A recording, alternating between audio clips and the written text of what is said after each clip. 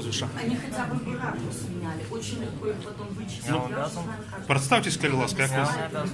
Я податкоплательщик, як это? І він стоїть, мене здимає, і він не обязан представлятися, так? Где написано, что вам обязан? Вы при исполнении же обязанности своих представьте. Ви при виконанні обов'язків? Где написано, что вам должен представиться?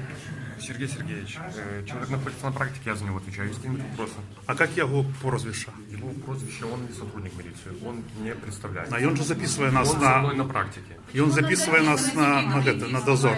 Потому что не ведется ни уголовный, ни административный процесс, и нет оснований предупреждать вас.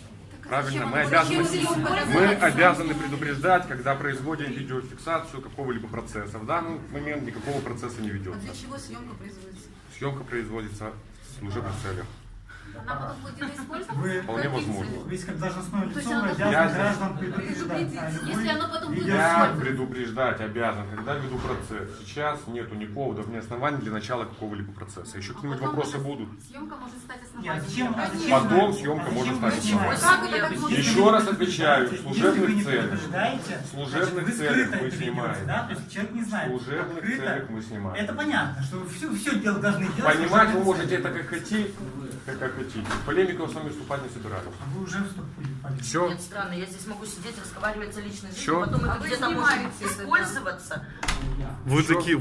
грозні Я слухаєте. вас А ваша спросила. фамилия Скажите, Войтко, пожалуйста, я правильно? здесь Да. вам... Да? Да. То есть вы составляли протоколы эти и руководите этим процессом? Я процессом этим не руковожу. Ну, репрессии вот эти, вот, составление протоколов, все протоколы. Громкие слова. Нет, не все протоколы с вами. Не все. Нет.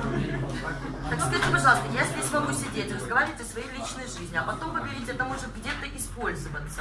Так это вмешательство в личную жизнь. Сведения о вашей личной жизни использоваться не будут. Можете и без того. В тому